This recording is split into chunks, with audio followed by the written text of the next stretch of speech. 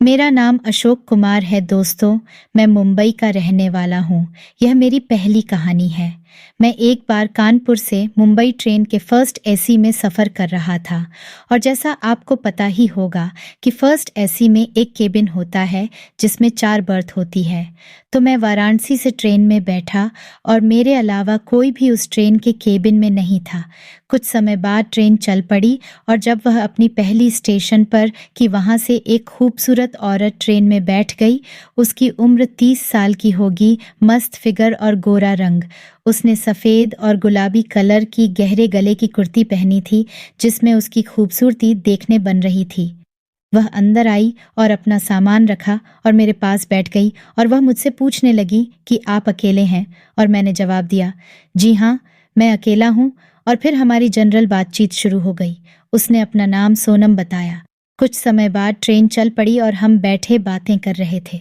इतने में उनको बाथरूम जाना था। वह खड़ी हो गई और उसी समय अचानक ट्रेन का झटके से ब्रेक लगा और वह एकदम से मेरे ऊपर आ गिरी। वह मुझसे कहने लगी, सॉरी सॉरी। मैंने उनसे कहा, कोई बात नहीं मैडम। वह हंसी और फिर उठकर बाथरूम करने चली गई। जब वो वापस आई, फिर इतने समय में टीटी आया। उसने हम दोनों की टिकट चेक की। मैंने उनसे पूछा, टीटी साहब, कोई इन दोनों ऊपर वाली बर्थ पर सवारी नहीं आएगी क्या? उन्होंने कहा, शायद जिसकी बर्थ थी वो नहीं आए, रिजर्वेशन उनका कानपुर से ही था। टीटी के जाने के बाद सोनम जी उठी। उन्होंने केबिन लॉक कर दिया। कुछ समय बाद वापस लौटी।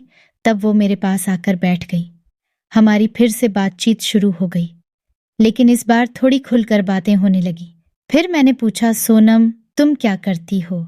उसने कहा कि वह किसी ऑफिस में काम करती है, लेकिन मेरी नज़र उसके वही मुझे देख रही थी कि मैं उसे ही देख रहा हूँ।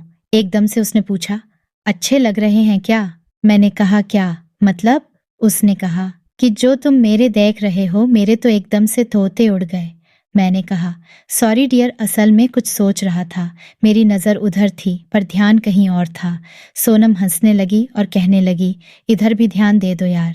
मैंने कहा, अब तो पूरा ध्यान, दिमाग और नज़र सब उधर ही है। इतने में वह मेरे पास में आकर बैठ गई और मेरा हाथ पकड़कर, यारो क्या बताऊं, वह बहुत मुश्किल होती जा रही थी। फिर हम दोनों आंखों में आंखें डालकर एक दूसरे दरे को देख रहे थे। उनकी आंखों में पूरी प्यार का नशा चढ़ा हुआ था। फिर मैं सोनम के और नज़दीक गया, उसकी सांसों को महसूस करते हुए खोने लगा। हम दोनों एक दूसरे को अपनी बाहों में पकड़कर वह करने लगे। वह मग्न होती जा रही थी। उसे और मुझे दोनों को बहुत ही मज़ा आ रहा था। अब मैंने सोनम से कहा, सोनम, तुम ऊपर आ जाओ। मैं बर्थ पर लेट गया और वह इसके बाद हम दोनों के बीच में करीब 1 घंटे तक जमकर मैच हुआ।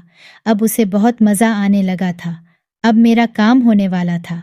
फिर सब कुछ साफ करके हमने अपने कपड़े पहने और अपनी बर्थ पर लेट गए। फिर रात में करीब 3 बजे हमने दोबारा एक बार फिर से ज़बरदस्त खेलना शुरू किया और थक कर हम सो गए। सुबह उठकर सोनम ने पूछा कि श्याम, तुम करते क्या हो? मैंने कहा, मैं एक स्टूडेंट हूँ। वह मुझे घूर कर शैतानी नज़र से देखने लगी और कहने लगी, तुमने बहुत कुछ कर दिया लेकिन अपना कुछ नहीं बताया।